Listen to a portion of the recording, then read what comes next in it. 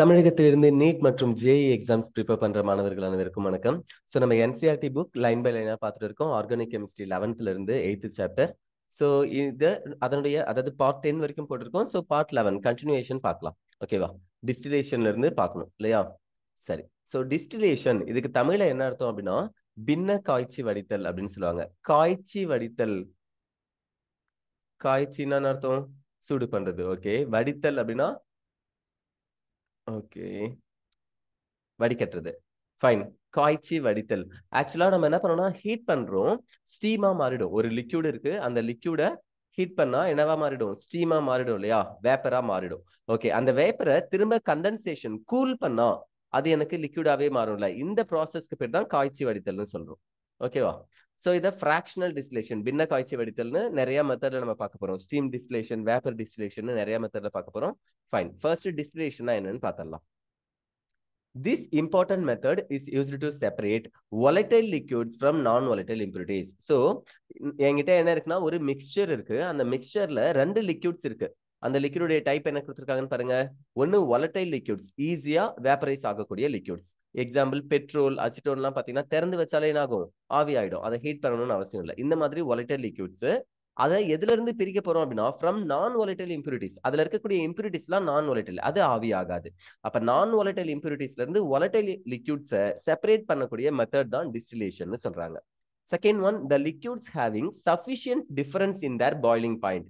இந்த லிக்யூட்ஸுக்கு, அதாவது வாலடைல் லிக்யூட், நான் வாலடைல் லிக்யூட்னு இருக்கு இல்லையா, இந்த ரெண்டு லிக்யூடுக்கும் நடுவுல சஃபிஷியன்ட் டிஃபரன்ஸ் இருக்கணும், போதுமான அளவுக்கு வித்தியாசம் இருக்கணும்னு சொல்றாங்க. எதுல வித்தியாசம் இருக்கணுமா?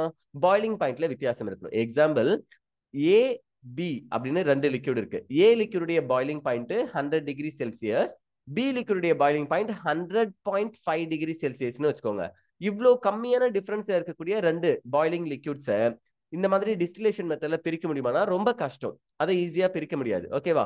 இன்கேஸ் இதுவே ஒரு 105 டிகிரி இருக்குன்னு வச்சுக்கோங்களேன். இது 100 டிகிரி இருக்கு ஏ, பி 105 டிகிரி இருக்கு. இந்த மாதிரி டிஃபரெண்ட் டெம்பரேச்சர்ல இருந்துச்சுன்னா அப்போ நான் 100 டிகிரில டெம்பரேச்சரை மெயின்டைன் பண்ணும்போது ஏ மட்டும்தான் வேப்பரைஸ் ஆகும், பி வேப்பரைஸ் ஆகாம அங்கேயே இருக்கும். அப்ப ஏவையும் பியும் தனியா பிரிக்கலாம் இல்லையா? சோ பாய்லிங் பாயிண்ட்ல டிஃபரன்ஸ் இருக்கக்கூடிய ரெண்டு லிக்யூட பிரிக்கிறது தான் டிஸ்டிலேஷன் மெத்தட்னு சொல்றாங்க. Liquids having different boiling points vaporizes at a different temperature. இது உங்களுக்கு தெரியும். different boiling point இருக்குனாலே different temperature தான் அது என்னாகும்? பாயில் ஆகும். The vapors are cooled and the liquids so formed are collected separately. இந்த வேப்பர் இருக்கு இல்லையா, இந்த வேப்பரை நம்ம திரும்ப கூல் பண்ணா அது என்னாகும்? மறுபடியும் லிக்விடாவே ஃபார்ம் ஆகும். அதை நம்ம என்ன பண்ணிக்கலாம்? தனியா ஒரு ரிசீவர்ல கலெக்ட் பண்ணிக்கலாம் அப்படின்னு சொல்றாங்க. கலெக்டட் செப்பரேட்லி அப்படின்னா செப்பரேட்டா ஒரு கோனிக்கல் ஃபிளாஸ்கோ பீக்கரோ வச்சு நான் அதை கலெக்ட் பண்ணிப்பேன். ஃபைன். குளோரோஃபார்ம் அதனுடைய பாய்லிங் பாயிண்ட் கொடுத்திருக்காங்க 334 kelvin and aniline boiling point 457 Kelvin are easily separated by the techniques of distillation. So figure 8.5 கொடுத்திருக்காங்க. கீழே நீங்க பாப்பீங்க, இந்த இடத்துல ரைட் சைடுல இருக்கு. ஸோ அதுல என்ன பண்ணிருக்காங்கன்னா குளோரோஃபார்ம் அனிலின் ரெண்டுத்துக்கும் பாய்லிங் பாயிண்ட்ல பாருங்க 334 457 மோர் தென் 120 டிகிரி செல்சியஸ் அல்லது 120 கெல்வின் என்ன இருக்கு? டிஃபரன்ஸ் இருக்கு. இந்த மாதிரி இருக்கக்கூடிய காம்பவுண்ட்ஸை ஈஸியா செப்பரேட் பண்ண முடியும் இந்த டிஸ்டிலேஷன் டெக்னிக்கை ஃபாலோ பண்ணி அப்படின்னு சொல்றாங்க. எதுல இருந்து, எந்த லிக்விட் மிக்சர்ல இருந்து நம்ம பார்க்கலாம். The liquid mixer is taken in a round bottom flask. So RB flask is nothing but round bottom flask. அடியில ரவுண்டா இருந்து மேல இந்த மாதிரி இருந்துச்சுன்னா இது என்ன சொல்லுவோம் அப்படின்னா ரவுண்ட் பாட்டம் ஃபிளாஸ்க்னு சொல்லுவோம். சரியா? அந்த ரவுண்ட் பாட்டம் ஃபிளாஸ்க்குள்ளார என்ன எடுத்துக்க சொல்றாங்க? ஒரு லிக்விட் மிக்சர் எடுத்துக்க சொல்றாங்க. அதுல ரெண்டு லிக்விட்ஸ் இருக்க போகுது. Fine. So on boiling, the vapors of lower boiling components are formed first. So என்ன சொல்றாங்க? The vapors of lower boiling components are formed first. இப்போ ஏ பி அப்படின்னு ரெண்டு லிக்விடா எடுத்துக்கிட்டு ஒரு மிக்சர் எடுத்துக்கிட்டேன். இந்த மிக்சரை ஹீட் பண்ணும்போது இதுல இந்த மிக்சர்ல எந்த காம்போனன்ட்க்கு A or B either any one of the component has lower boiling point இல்லையா, எந்த காம்போனன்ட்க்கு பாய்லிங் பாயிண்ட் கம்மியா இருக்கோ அது என்ன ஆகுதுன்னா ஈஸியா வேப்பரைஸ் ஆகுதுன்னு சொல்றாங்க. The vapours of lower boiling component, lower boiling point இருக்கிற காம்போனன்ட் வேப்பர் ஃபர்ஸ்ட் ஃபார்ம் ஆகும் அப்படின்னு சொல்றாங்க. The vapors are condensed by using a condenser. So அதை என்ன பண்றாங்கன்னா கண்டென்சரை வச்சு கண்டென்ஸ் பண்றாங்கன்னு சொல்றாங்க. கண்டென்ஸ்னா அர்த்தம்னா குளிர்விட்டப்பட்டது அப்படின்னு அர்த்தம். சோ இங்க ஒரு குளிர்விப்பான் இருக்கு, கண்டென்சர் இருக்கு. இந்த கண்டென்சர் என்ன பண்ணுன்றத பாருங்க. இப்போ இதுல வாட்டர் இன்லெட் இது வழியா தண்ணி ஆகுனா உள்ளார போகும். சோ இதை நான் இன்னும் கொஞ்சம் பெருசா வரையறதுக்கு ட்ரை பண்றேன்.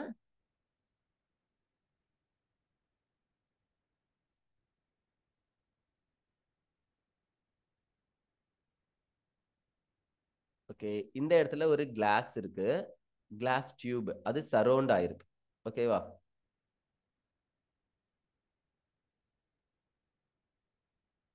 இப்போ இதோ இருக்கு இல்லையா, இந்த அவுட்டர் ஜாக்கெட் கிளாஸ்குள்ளார தண்ணி போக போகுது. ஃப்ரெஷ் வாட்டர் ஜில்லுன்னு போயிட்டே இருக்க போகுது. எப்படி போயிட்டே இருக்கும் அப்படின்னு பாத்தீங்கன்னா, இந்த இடத்துல இன்லெட், உள்ளார தண்ணி போக போகுது. சரியா? இந்த பக்கம் என்னது? அவுட்லெட். தண்ணி வெளியில வந்துடும். அப்போ இந்த பக்கம் புதுசா ஃப்ரெஷ் வாட்டர் போயிட்டே இருக்கும், இந்த பக்கம் புதுசா வந்துட்டே இருக்கும். நடுவுல ஒரு பைப் இருக்குல்ல, இதுல நான் கலர் சேஞ்ச் பண்ணி காமிக்கிறேன், உங்களுக்கு புரியும் நம்புறேன். பாருங்க, அந்த இடத்துல என்ன இருக்குன்னா வெறும் வேப்பர் மட்டும்தான் இருக்கும். இதோ இருக்குல்ல, இந்த பைப்புடைய சென்டர் பகுதியில என்ன இருக்காது? தண்ணி போகாது. இது கிளாஸ், ஒரு சிலிண்டரிக்கல் ஷேப்ல ஒரு கிளாஸ். அந்த கிளாஸ்க்கு சென்டர்ல வெறும் வேப்பர் தான் இருக்கும். இங்க நான் ஹீட் பண்ணும்போது இதோ இங்க இருக்கிற லிக்விட் மிக்சர்ஸ் வேப்பரைஸ் ஆகி வெளியில வரப்போகுது. அதுதான் இந்த கண்டென்சருக்குள்ளார வரும். அப்படி கண்டென்சருக்குள்ளார வேப்பர் வரும்போது தண்ணி அதை சுத்தி எல்லா பக்கமும் இருக்கிறதுனால அந்த வேப்பர் ஸ்டீமா இருக்கக்கூடிய வாட்டர் வேப்பர்லாம் ஆகும், திரும்ப கூல் ஆகி லிக்விடா மாறிடும். அந்த லிக்விட இந்த இடத்துல டிராப்பா அப்படியே கீழே ஊத்தும் இல்லையா? சோ இதை தான் நான் என்ன பண்ணேன்னா இன்னொரு ரிசீவர்ல கலெக்ட் பண்றேன் அப்படின்னு சொல்றாங்க. ஃபைன். டயக்ராம் கேவலமா இருக்குன்னு நினைக்காதீங்க. I am not a biology student, computer student. ஓகேவா? சரி. ஸோ இந்த லெசன்ஸை தான் என்னால் வரைய முடியும். நீங்க இந்த படத்தை பார்த்துக்கோங்க, அது உங்களுக்கு நல்லா புரியும். ஃபைன். ஸோ இந்த கண்டென்சர்ல இருந்து கூல் ஆகி வர லிக்விட இன்னொரு, அதாவது அந்த லிக்விட் சப்ஸ்டன்ஸை இன்னொரு ரிசீவர்ல கலெக்ட் பண்றேன். அப்போ இங்க ஏபி அப்படின்னு ரெண்டு மிக்சர் இருந்துச்சுன்னா இதுல எந்த காம்போனன்ட்டுக்கு பாயிலிங் பாயிண்ட் கம்மியா இருக்கோ அது மட்டும் தான் வேப்பரைஸ் ஆகி இங்க வரும். பி இன்னொரு காம்போனன்ட் அங்கேயே இருக்கும் இல்லையா? லெட்ஸ் அசியூம் தட் ஏபில பிக்கு தான் பாயிலிங் பாயிண்ட் கம்மின்னு வச்சுக்கோங்க. Boiling point A greater than B, பிக்கு தான் பாயிலிங் பாயிண்ட் கம்மி. அப்படி இருந்துச்சுன்னா அப்போ இங்க கலெக்ட் ஆகுறது கண்டிப்பா என்னவா தான் இருக்கும் அப்படின்னா பியா தான் இருக்கும். ஏன் புரியுதா? ஏன்னா பிக்கு தான் பாயிலிங் பாயிண்ட் கம்மி, அதுதான் சீக்கிரமா வேப்பர் ஆகும். வேப்பர் ஆகிறத கண்டென்சர்ல வைக்கும் போது திரும்ப கூல் ஆகி என்ன ஆகும்? லிக்விடா மாறிடும். அப்போ இந்த மிக்சர்ல ஏபின்ற மிக்சர்ல ஏ இங்கேயே இருக்கும், பி மட்டும் கலெக்ட் ஆகி இன்னொரு ரிசீவர்ல வந்துடும். ஸோ இந்த மாதிரி ஒரு மிக்சர்ல இருந்து டிஃப்ரெண்ட் பாயிலிங் பாயிண்ட்ல இருக்கக்கூடிய லிக்விட்ஸை செப்பரேட் பண்ற மெத்தடுக்கு பேர் தான் என்னது? டிஸ்டிலேஷன் சொல்றாங்க. ஈஸியா இருக்கா? Okay, fine. சோ பாருங்க, இந்த சென்டென்ஸ் படிச்சு முடிச்சிடுறேன். The vapors are condensed by using a condenser and the liquid is collected in a receiver. இதுதான் conical flask இங்க இருக்கிறது. ஓகேவா? Fine. The vapors of higher boiling component form later and the liquid can be collected separately. அப்போ இங்க இருக்கிற இன்னொரு liquid இருக்குல்ல, இது தனியாவே இருக்கும், இது அப்புறமா நம்ம கலெக்ட் பண்ணிக்கலாம்னு சொல்றாங்க. அல்லது இதுலயே in case A plus B plus சின்னு 3 மிக்சரா இருந்துச்சுன்னா அப்போ A first B lower boiling point, B A first separate பண்ணுவேன். அதுக்கப்புறம் மறுபடியும் ஏ உடைய பாயிலிங் பாயிண்ட்டை வச்சு பண்ணும்போது இன்கேஸ் இப்படி இருந்துச்சுன்னா சிக்கு தான் பாயிலிங் பாயிண்ட் ரொம்ப ரொம்ப அதிகம் ஏவை விட, அப்படின்னா பி ஃபர்ஸ்ட் ரிசீவ் ஆகும். அதுக்கப்புறம் இன்னொரு கோனிக்கல் ஃபிளாஸ்க்ல நான் என்ன பண்ணுவேன்னா ஏ உடைய பாயிலிங் பாயிண்ட்டுக்கு வச்சு ஹீட் பண்ணுவேன். அப்போ ஏ மட்டும் தனியா வேப்பரைஸ் ஆகும், சி அங்கேயே இருக்கும். இந்த மாதிரி என்னால எத்தனை காம்போனன்ட் இருந்தாலும் அதை டிஃப்ரெண்ட் பாயிலிங் பாயிண்ட்ல இருந்துச்சுன்னா செப்பரேட் பண்ண முடியும். ஓகேவா? இது டிஸ்டிலேஷன். ஃபைன். ஸோ ஃபிகர் 8.5 அந்த டயக்ராம் நீங்க பாத்தீங்களா, அதனுடைய நேம் இங்க கொடுத்துருக்கேன். ஏன்னா நம்ம கட் பண்ணி தானே போடுறோம், அதனால என்னால எக்ஸாக்டா கட் பண்ண முடியல. Simple distillation, the vapors of a substance formed are condensed and the liquid is collected in a conical flask. Okay. So அப்ப டிஸ்டிலேஷன்னா என்ன, அல்லது சிம்பிள் டிஸ்டிலேஷன், டிஸ்டிலேஷனுக்கு இன்னொரு பேர் தான் என்னதுன்னா சிம்பிள் டிஸ்டிலேஷன். ஓகேவா? சாதாரணமா டிஸ்டிலேஷன் பண்றது. ஃபைன். அடுத்தது என்ன பார்க்க போறோம்? ஃபிராக்ஷனல் டிஸ்டிலேஷன் பார்க்க போறோம். ஸோ ஃபிராக்ஷனல் அப்படின்னா அர்த்தம் பகுதி அளவு அப்படின்னு அர்த்தம்ல. இப்போ நீங்க தமிழ்ல என்ன சொல்லுவீங்க? பின்னம் அப்படின்னு சொல்லுவீங்க. 2/3, 3/4 இதுதானே ஃபிராக்ஷன் சொல்லுவீங்க. அப்ப ஃபிராக்ஷனல் டிஸ்டிலேஷனா நான் எடுத்துக்கக்கூடிய மிக்சரை தனித்தனியா பிரிச்சு அதுல ஒரு பார்ட்டை மட்டும் நான் டிஸ்டிலேட் பண்ண போறேன்னு அர்த்தம். கரெக்டா? சோ அதை எப்படி கொடுத்துருக்காங்கன்னு பாருங்க. If the difference in boiling point of two liquid is not much, என்ன சொல்றாங்க? டிஃபரன்ஸ் ரொம்ப அதிகமான அளவுல இல்ல. டிஃபரன்ஸ் இருந்துச்சுன்னா டிஸ்டிலேஷன் மெத்தட்ல பண்ணலாம்னு சொன்னோம். அதுதான் இங்க பாத்தீங்கன்னா தெரியும். குளோரோஃபார்முக்கு என்ன கொடுத்திருந்தாங்க? 334 கெல்வின் கொடுத்திருந்தாங்க, 334 கெல்வின். ஆனா அனிலினுக்கு என்ன கொடுத்திருந்தாங்க? 457 கெல்வின். சோ பயங்கரமான டிஃபரன்ஸ் இருந்துச்சு. ஒரு 100 டிகிரி 120 டிகிரி செல்சியஸ்ல டிஃபரன்ஸ் இருந்துச்சு. அதனால என்னால ஈஸியா செப்பரேட் பண்ண முடிஞ்சுச்சு சிம்பிள் டிஸ்டிலேஷன்ல. பட் ஃபிராக்ஷனல் டிஸ்டிலேஷன்ல என்னன்னா ரொம்ப பாயிலிங் பாயிண்ட்ல அதிகமான டிஃபரன்ஸ் இல்லாத காம்பவுண்ட்ஸ் நம்மளால செப்பரேட் பண்ண முடியும்னு சொல்றாங்க. So simple distillation cannot be used to separate them. என்ன சொல்றாங்க? இந்த மாதிரி டிஃபரன்ஸ் அதிகமா இல்லாத மிக்சரை எடுத்துக்கிட்டா சிம்பிள் டிஸ்டிலேஷன் மெத்தடை நம்ம யூஸ் பண்ண முடியாது. It cannot be used to separate. அப்ப அதை வச்சு நம்மளால செப்பரேட் பண்ண முடியாதுன்னு சொல்றாங்க. The vapors of such liquids are formed within the same temperature range. So ஒரே டெம்பரேச்சர் ரேஞ்சுக்குள்ளாரியே அந்த ரெண்டு லிக்யூடுமே என்ன ஆயிடும், வேப்பரா மாறிடும்.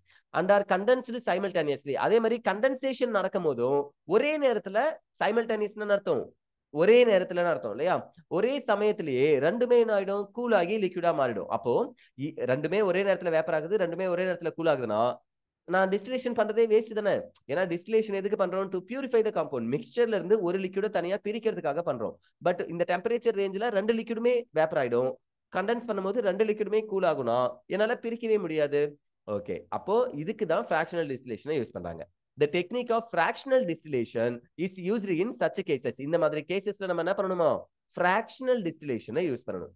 In this technique, vapors of a liquid mixtures are passed through a fractionating column. இதுல நம்ம என்ன பண்றோம், ஃபர்ஸ்ட் fractionating column அப்படின்னு ஒண்ணு எடுத்துக்கிறோம். இது அடுத்தது ஃபிகர்ல இருக்கும், நீங்க பார்க்கும்போது தெரியும். அந்த fractionating columnல liquid mixes எடுத்துக்கிறோம். Before condensation. So condensation பண்றதுக்கு முன்னாடி fractionating column யூஸ் பண்ண சொல்றாங்க. அப்போ ஃபர்ஸ்ட் ஒரு ரவுண்ட் பாட்டம் ஃபிளாஸ்க்ல வச்சு நம்ம ஹீட் பண்ணுவோம் இல்லையா, மிக்சர் எடுத்துக்கிட்டு, அது எந்த பிரச்சனையும் இல்லை. அதுக்கப்புறம் கண்டென்சேஷன் பண்றதுக்கு கண்டென்சர் வழியா நம்ம பாஸ் பண்ணுவோம். கொஞ்ச நேரத்துக்கு முன்னாடி தான் நான் டயக்ராம் வரைஞ்சேன், இதுதான் கண்டென்சர். ஓகேவா, ஃபைன். இதுக்கு பேர் என்னது, இதோ இங்க எழுதிருக்காங்க பாருங்க, கண்டென்சர் அப்படின்னு சொல்லணும். ஓகேவா, இந்த கண்டென்சரை பாஸ் பண்றதுக்கு முன்னாடி நடுவுல இந்த இடத்துல என்ன பண்ணணும் அப்படின்னா, ஆர்பி ஃபிளாஸ்க்குக்கும் கண்டென்சருக்கும் நடுவுல ஃபிராக்ஷனேட்டிங் காலமை யூஸ் பண்ண சொல்றாங்க. அந்த ஃபிராக்ஷனேட்டிங் காலம் எப்படி இருக்கும்ன்றதை நம்ம டயக்ராம்ல பார்க்கலாம். Fine. The fractionating column is fitted over the mouth of the RB flask. So round bottom flaskன்னு சொன்னோம்ல, அதனுடைய மவுத்ல என்ன அட்டாச் ஆயிருக்கும், ஃபிராக்ஷனேட்டிங் காலம் அட்டாச் ஆயிருக்கும்னு சொல்றாங்க. ஃபிகர் 8.6 பேஜ் 280ல இருக்கு. நெக்ஸ்ட் பார்க்கலாம். Vapors of the liquid with a higher boiling point condense before the vapors of the liquid with a lower boiling point. இது உங்களுக்கு புரியுதா பாருங்க. Vapors of the liquid with a higher boiling point. Boiling point எந்த சப்ஸ்டன்ஸ்க்கு ரொம்ப அதிகமா இருக்கோ அது condense before the vapors of the liquid with a lower boiling point. எந்த boiling point, அதாவது எந்த லிக்விடுக்கு boiling point கம்மியா இருக்கோ அதை விட higher boiling point இருக்கிற லிக்விட் சீக்கிரமா கண்டென்ஸ் ஆகும் அப்படின்னு சொல்றாங்க. வேப்பர் ஆகும்போது ரெண்டுமே சைமல்டேனியஸா ஒரே இடத்துல தான் வேப்பர் ஆகுது. வேப்பர் ஆனதை கண்டென்சேஷன் பண்ணும்போது எந்த லிக்விடுக்கு பாய்லிங் பாயிண்ட் கொஞ்சம் அதிகமா இருந்துச்சோ, ரொம்ப ரொம்ப கம்மியான டிஃபரன்ஸ் தானே இங்க இருக்கும், அந்த கொஞ்சமான பாய்லிங் பாயிண்ட் அதிகமா இருக்கிற லிக்விடு ஃபர்ஸ்ட் கண்டென்ஸ் ஆயிடும்.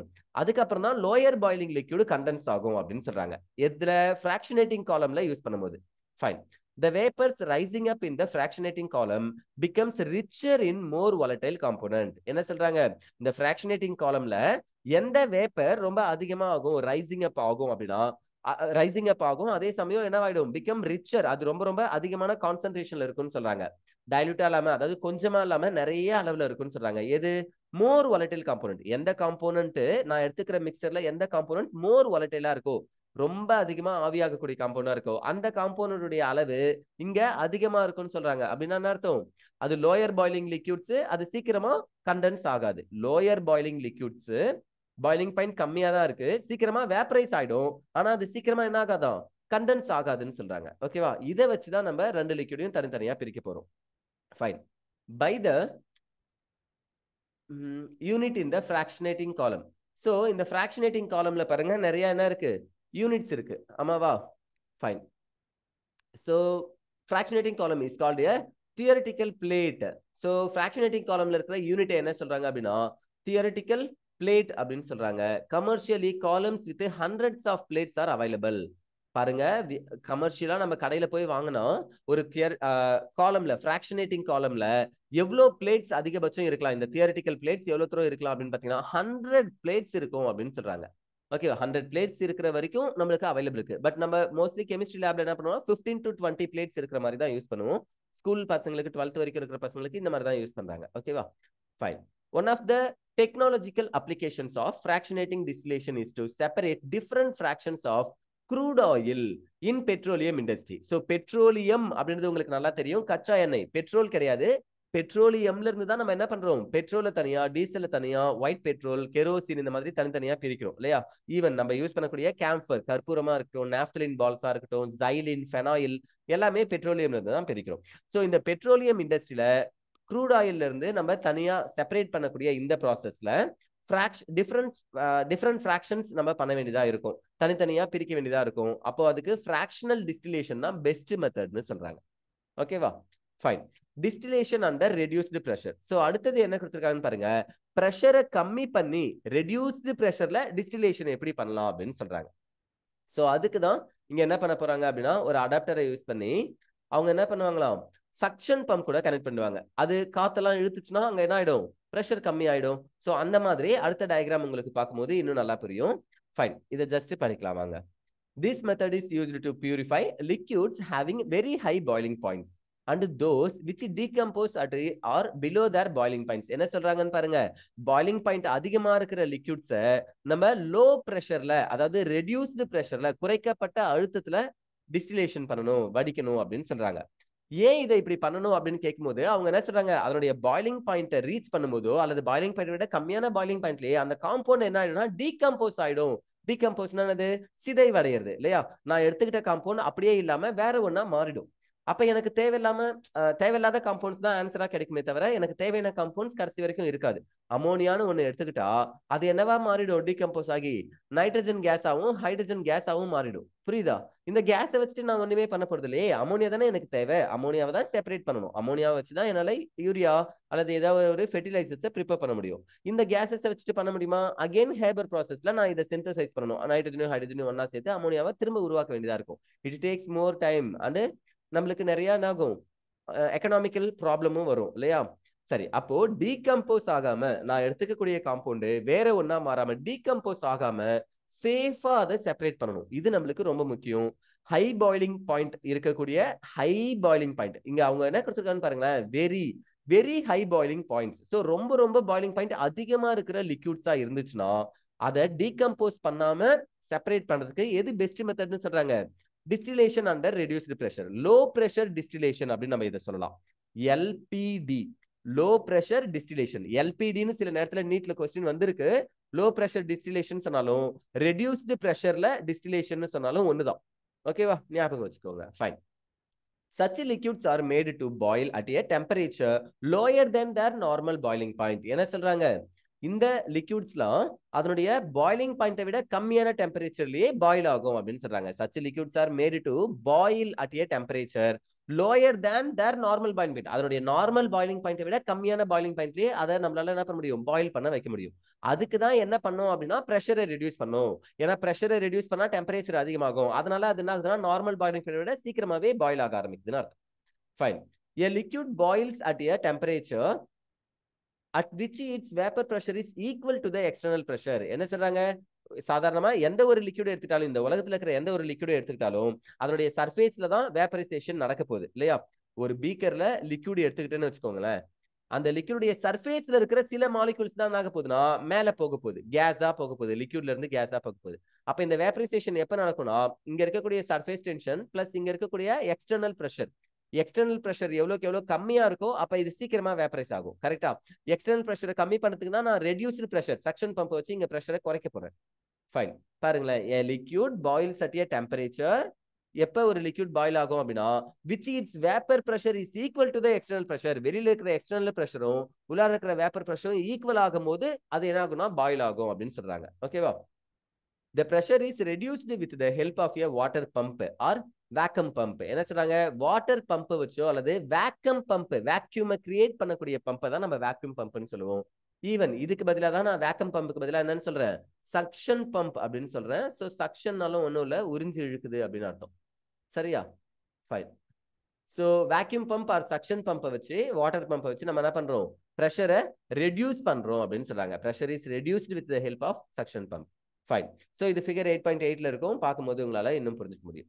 Glycerol can be separated from spent lye in soap industry. So spent lye அப்படின்றது சோப் இண்டஸ்ட்ரீஸ்ல பை ப்ராடக்டா கிடைக்கக்கூடியது. நீங்க சாப்போனிஃபிகேஷன் ஒரு ரியாக்ஷன் படிப்பீங்க 12th உங்களுக்கு ஆல்கஹால் ஃபினால் ஈத்தர்ஸ் அப்படின்ற லெசன்ல வரும், ஆர் ஹைட்ராக்சி காம்பவுண்ட்ஸ் என்ற லெசன்ல வரும். சரியா? சிபிஎஸ்சி இருந்தீங்கன்னா ஆல்கஹால் ஃபினால் ஈத்தர், ஸ்டேட் போர்டா இருந்தீங்கன்னா ஹைட்ராக்சி காம்பவுண்ட்ஸ். இந்த லெசன்ல உங்களுக்கு என்ன கிடைக்கும், எஸ்டர்ஸ் எடுத்துப்போம், அன்சாச்சுரேட்டட் ஃபேட்டி ஆசிட் அப்படின்னு சொல்லக்கூடிய கொழுப்பு அமிலங்கள், ஃபேட்ஸ் நிறைய எடுத்துப்போம். அந்த ஃபேட்ல இருந்து நம்ம சோப்பு தயாரிப்போம். சோப்பு ப்ரிப்பேர் பண்ற ப்ராசஸ்க்கு பேர் என்னதுன்னா சாப்போனிஃபிகேஷன். இந்த சாப்போனிஃபிகேஷன்ல சோப் இல்லாம அடிஷனலா என்ன சார் கிடைக்கும் அப்படின்னா கிளிசரால் கிடைக்கும். அந்த கிளிசரால் தான் எப்படி இருக்குமா ஸ்பென்ட் லையா இருக்கும் அப்படின்னு சொல்றாங்க. அதாவது குழன்னு கட்டியா ஒரு மாதிரி இருக்கும் பாக்குறதுக்கு, மாசி சப்ஸ்டன்ஸ். ஓகேவா? சோ அதுல இருந்து கிளிசரால் செப்பரேட் பண்ணதுக்கு எனக்கு எது தேவைப்படுது? ரெடியூஸ்டு பிரஷர், ஐ மீன் டிஸ்டிலேஷன் அண்டர் ரெடியூஸ்டு பிரஷர் தேவைப்படுதுன்னு சொல்றாங்க. ஓகேவா? பை யூசிங் திஸ் டெக்னிக், இந்த டெக்னிக்கை டிஸ்டிலேஷன் அண்டர் ரெடியூஸ்டு பிரஷரை யூஸ் பண்ணி தான் என்ன பண்றாங்களா சோப் இண்டஸ்ட்ரியில கிளிசரால செப்பரேட் பண்றாங்க அப்படின்னு சொல்றாங்க. ஓகேவா? ஃபைன். சோ இதனுடைய கண்டினியூட்டி பார்க்கணும் இல்ல? Okay, I think it's my mistake. இங்க ஃபிராக்ஷனல் டிஸ்டிலேஷன் படிச்சோம் இல்லையா, அதுக்கப்புறம் என்ன பண்ணிருக்கணும்னா அதனுடைய கண்டினியூட்டி இங்க இருக்குப்பா, இதை படிச்சிருக்கணும். சரி, sorry. By the time the vapor reach to the top of the fractionating column. Okay, fractionating column உடைய டாப்ல அது ரீச் ஆகுதுன்னு சொல்றாங்க. இது ஹை பாயிலிங் லிக்விட்ஸ் இல்லையா? ஹை பாயிலிங், லோ பாயிலிங்னு ரெண்டு பார்த்தோம். அதுல இருக்கக்கூடிய லிக்விட்ஸை பத்தி பார்த்துட்டு இருக்கோம். These are rich in the more volatile component. So இந்த டாப் ஆஃப் த ஃபிராக்ஷனேட்டிங் காலம்ல எது இருக்கும் அப்படின்னா எந்த காம்போனன்ட் ரொம்ப ரிச்சா இருக்கோ, ரொம்ப அதிகமான அளவுல இருக்கோ அது இருக்குன்னு சொல்றாங்க. volatile அதிகமா நடக்கக்கூடிய compound. Fractionating columns are available in various sizes. Fractionating column இருக்குல்ல, அது வேற வேற சைஸ்ல இருக்குன்னு சொல்றாங்க. அண்ட் டிசைன்ஸ், ஸோ டிசைனும் அதுல வேற வேறவா இருக்கும். எக்ஸாம்பிள் இங்க ரெண்டு ஃபிராக்ஷனேட்டிங் காலம் கொடுத்துருக்காங்க.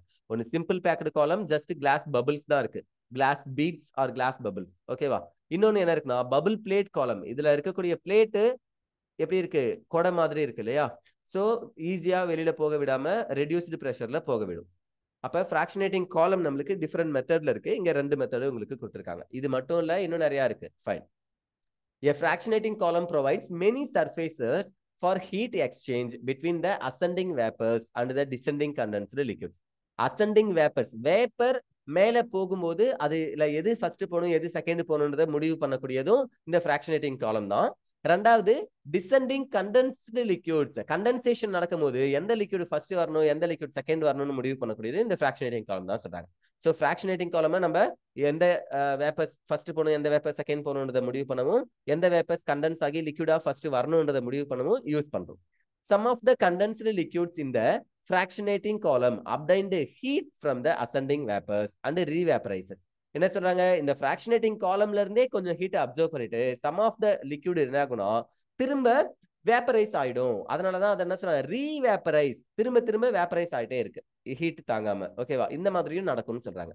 The vapors thus becomes richer in low boiling component. அப்ப இந்த மாதிரி ரீவேப்பரைஸ் ஆகக்கூடிய காம்போனன்ட்ஸ் தான் லோ பாயிலிங் காம்போனன்ட்னு சொல்றோம். அது கொஞ்சம் டெம்பரேச்சர்ல என்ன ஆகுது? சீக்கிரமா வேப்பரைஸ் ஆகுறதுனால அங்க இருக்கக்கூடிய கிளாஸ் பீட்ஸ் அல்லது பபிள்ஸ் இருக்கும்ல, இதுல இருக்கக்கூடிய ஹீட்டை அப்சர்வ் பண்ணி அது வேப்பரைஸ் ஆக ஆரம்பிச்சுச்சுன்னா அப்ப அதனுடைய கான்சென்ட்ரேஷன் ரொம்ப அதிகமாயிடும். அதனாலதான் பிகம்ஸ் ரிச்சர் இன் லோ பாயிலிங் காம்பவுண்ட்னு சொல்றோம். ஓகேவா?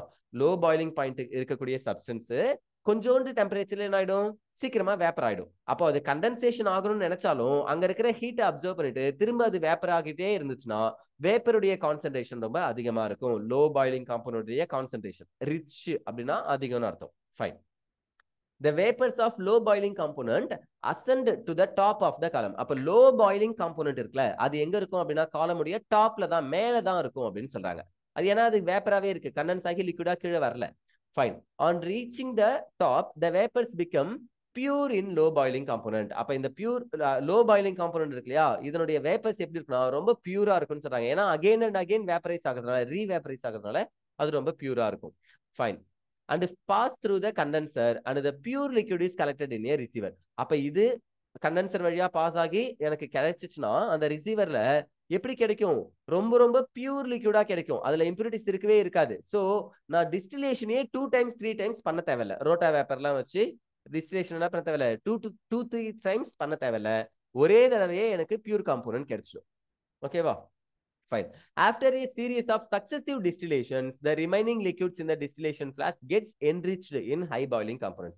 அப்ப சக்சசிவ் டிஸ்டிலேஷனா அடுத்தடுத்து தொடர்ந்து டிஸ்டிலேஷன் பண்ணிட்டே இருந்தனா எனக்கு அடுத்தடுத்த வேற லிக்விடும், அதாவது லோ பாயிலிங் லிக்விட் ஃபர்ஸ்ட் வெளியில வந்துச்சு, அதுக்கப்புறம் அதை விட கொஞ்சம் ஹை பாயிலிங் லிக்விட், அதுக்கப்புறம் அதை விட ஹை பாயிலிங் லிக்விட், இப்படி அடுத்தடுத்த லிக்விட்ஸ் என்ன ஆகும்? வேப்பரைஸ் ஆகி தனித்தனியா காம்போனண்டா பிரியும்னு சொல்றாங்க. ஹை பாயிலிங் காம்போனன்ட் வரைக்கும் எல்லாமே என்ரிச் ஆகும்னு சொல்றாங்க. Each successive condensation and vaporization unit in the fractionating column is theoretical plate. So ஒரு ஃபிராக்ஷனேட்டிங் காலமையும் நம்ம தியரிட்டிக்கல் பிளேட்னு சொல்றோம். இதுதான் நம்ம ஏற்கனவே பார்த்துட்டோம். ஆனா பாதியில இருந்து பார்த்தோம். ஸோ குழம்ப மாட்டீங்கன்னு நான் நம்புறேன். இன்கேஸ் குழப்பமா இருந்துச்சுன்னா சொல்லுங்க, நம்ம என்ன பண்ணலாம், கண்டினியூவாகவே இன்னொரு வீடியோல கூட பார்க்கலாம். ஓகேவா? ஃபைன். ஸோ இது உங்களுக்கு புரிஞ்சுச்சா? நெக்ஸ்ட் ஃபிகர் 8.8 இதோ இருக்கு இல்லையா, இதுதான் என்னது, மேனோமீட்டர். மேனோமீட்டர் எதுக்கு யூஸ் ஆகுது? ப்ரெஷரை ரெடியூஸ் பண்ண யூஸ் ஆகுது. ஸோ ப்ரெஷரை மெஷர் பண்றதுக்கு மேனோமீட்டரை வச்சு வேக்யூம் பம்பை இந்த இடத்துல கனெக்ட் பண்ணிருக்காங்க. இந்த வேக்யூம் பம்ப் என்ன பண்ணும், உள்ளார இருக்கிற ஏரெல்லாம் உறிஞ்சி இழுத்துடும். அப்படி இழுத்துச்சுன்னா இங்க ப்ரெஷர் ரொம்ப ரெடியூஸ்டு ப்ரெஷரா இருக்கும், குறைவான ப்ரெஷர் இருக்கும். அப்போ லோ பாயிலிங் லிக்விட் மட்டும் ஃபர்ஸ்ட் எனக்கு டிஸ்டில் ஆகி வரும். புரியுதா? ஸோ இதை தான் இவ்வளோ நேரம் நம்ம படித்தோம். ஃப்ராக்ஷனேட்டிங் காலமை வச்சு லோ ரெடியூஸ்டு ப்ரெஷரில் டிஸ்டிலேஷன் அண்டர் ரெடியூஸ்டு ப்ரெஷரை படித்தோம்.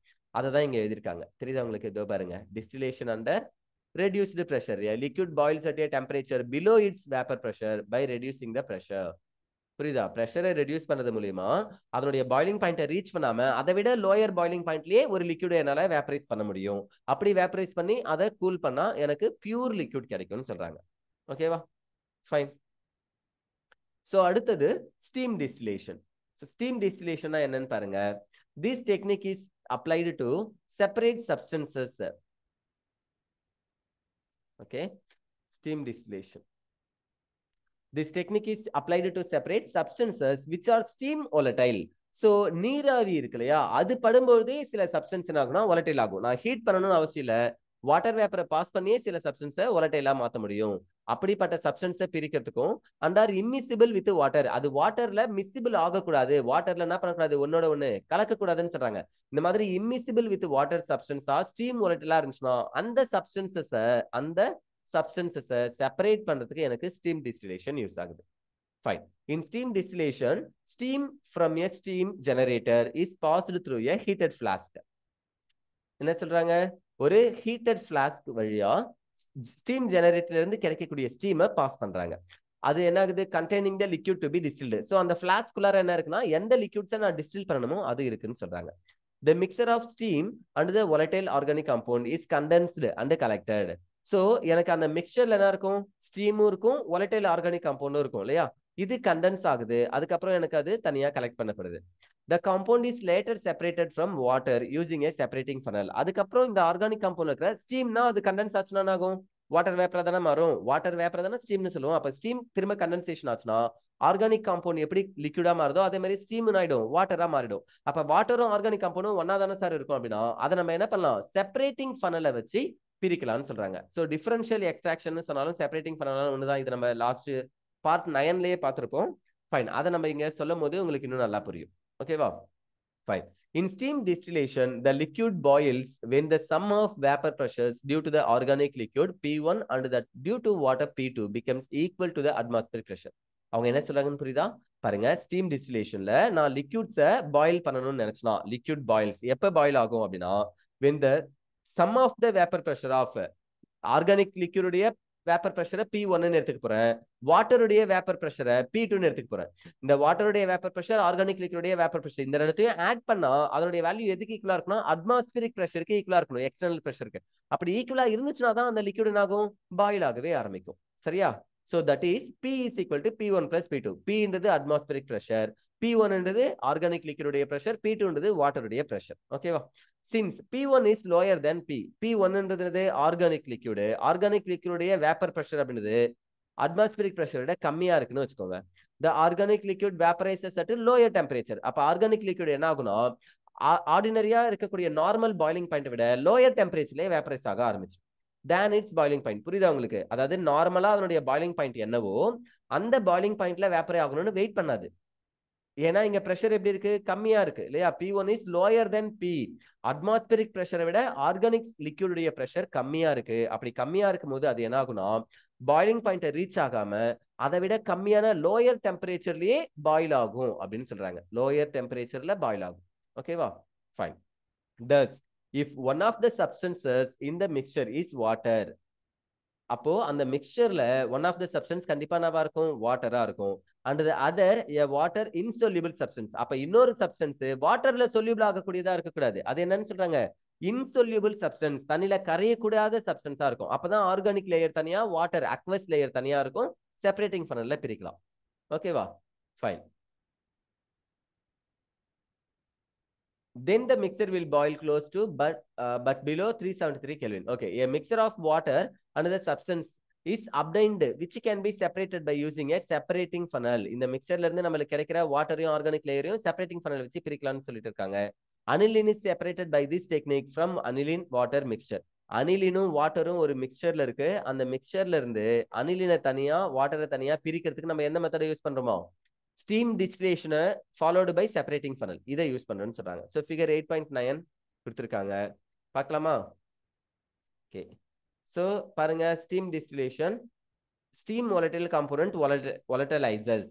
ஸோ இங்க இருக்கக்கூடிய மிக்சர்ல இருந்து ஸ்டீம் volatile component volatilize ஆக போகுது. அதை எடுத்து கண்டென்ஸ்டு வேப்பர் இங்க அப்சர்வ் ஆகும். ரிமைனிங் மறுபடியும் இருக்கக்கூடிய காம்பவுண்ட் ஆகுது, compound to be distilled, distillation பண்றேன்னு சொல்றாங்க. ஃபைன். ஸோ நம்ம தொடர்ந்து வீடியோவை பாருங்க, மறக்காம சேனலை சப்ஸ்கிரைப் பண்ணுங்க. நெக்ஸ்ட் வீடியோல பார்ட்டுடைய கண்டினியூட்டி பார்க்கலாம். ஓகேவா? Thank you all.